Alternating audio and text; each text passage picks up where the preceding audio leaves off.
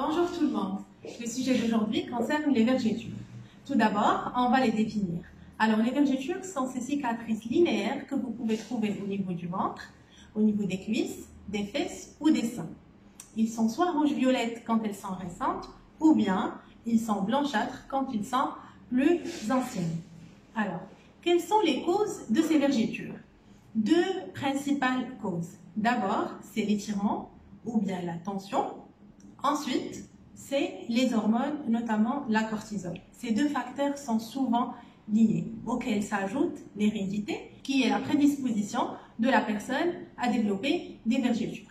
Concernant le premier facteur qui est l'étirement, elle concerne toutes les situations dans lesquelles la peau est tendue. Par exemple, au cours de la grossesse, la peau du ventre est extensible jusqu'à un certain point. Il se produit dans ce cas un signal d'alarme au niveau de la peau qu'il serait plus prudent de casser ces fibres, de les rompre pour éviter une blessure.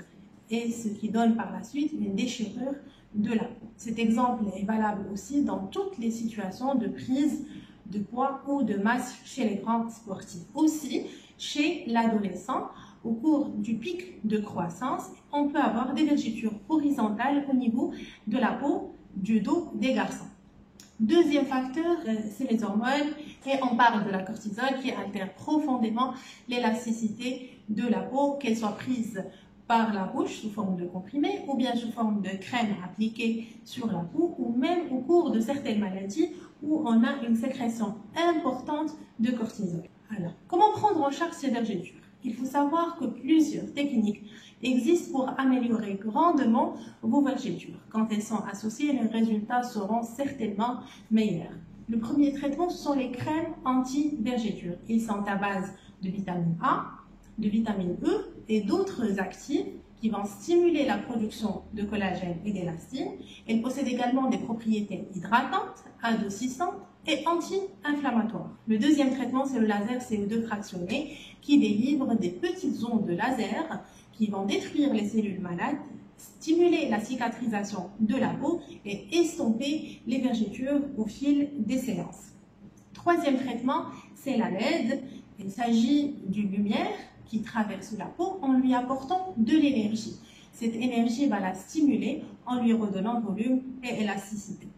Donc, quatrième traitement, c'est la radiofréquence. Il s'agit dans ce cas d'ondes électromagnétiques qui ont pour objectif de chauffer la peau. Et en la chauffant, on la stimule et on a une peau plus rétractée et plus tendue et les vergetures s'estomperont par la suite. Cinquième traitement, c'est le PRP ou bien le plasma riche en plaquettes.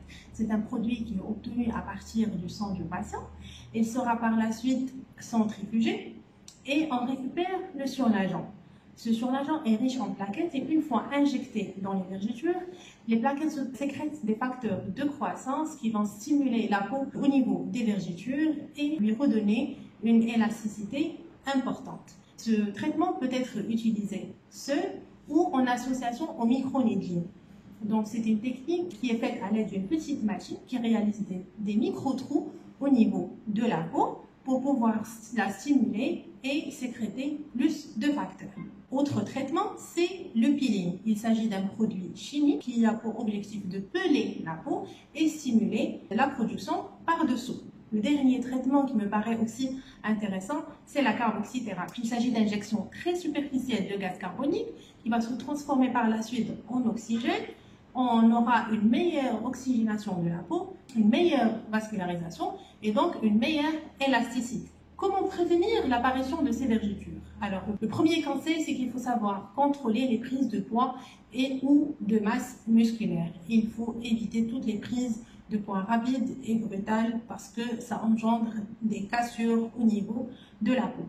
Deuxième traitement, c'est l'hydratation, qu'elle soit par des crèmes anti-vergetures ou bien des huiles. Elle sera appliquée à l'aide d'un massage pour une meilleure pénétration au niveau de la peau. Ce qu'il faut savoir, c'est qu'il faut commencer ce travail très tôt. Par exemple, au cours de la grossesse, dès le premier trimestre ou même avant, parce que la peau a besoin de temps pour se préparer.